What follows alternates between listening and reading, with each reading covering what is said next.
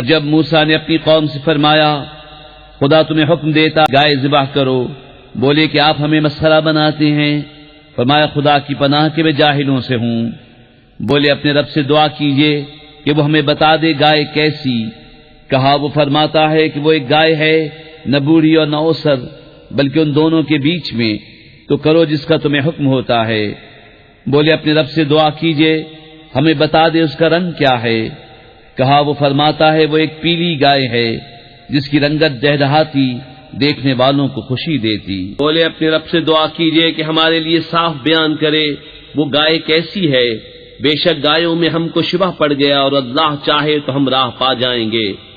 کہا وہ فرماتا ہے کہ وہ ایک گائے ہے جس سے خدمت نہیں لی جاتی کہ زمین جوتے اور نہ کھیتی کو پانی دے، بے عیب ہے جس میں کوئی داغ نہیں۔ بولے اب آپ ٹھیک بات لائے تو اسے ذبح کیا اور ذبح کرتے معلوم نہ ہوتے